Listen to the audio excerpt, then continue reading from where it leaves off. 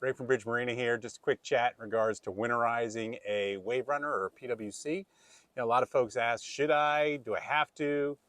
It really depends. Depends on how much you care.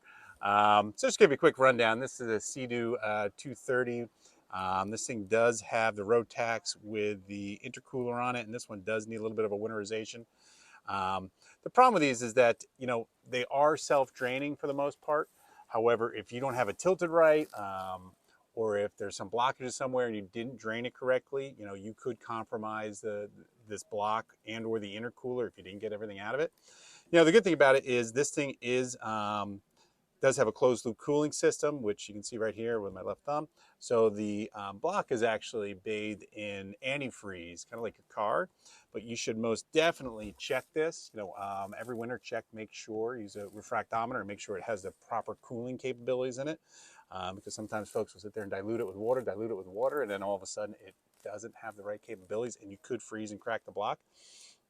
This one does have an intercooler, which they tend to hold water occasionally if you don't have it tilted right. The best thing we find to do with this is, we'll connect this thing up.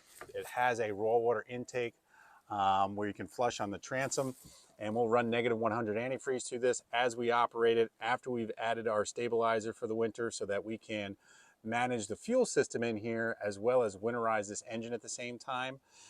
It's just the best way to do it. Costs a few extra bucks. It takes a little extra time, but it really guarantees this thing would not freeze.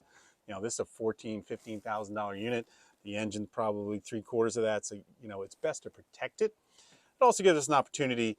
The oil will be all warm at that point. Change the oil. The time to do that is at the end of the season. We'll change and replace that.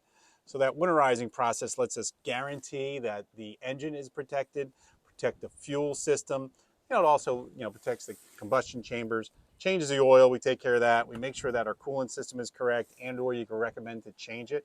If this wasn't correct, we'd drain and replace it. But it certainly is a good investment, as well as lubricating all the moving parts in here, as well as on the jet, because again, this thing is a $14,000 unit. You want to take care of it so that it takes care of you all summer.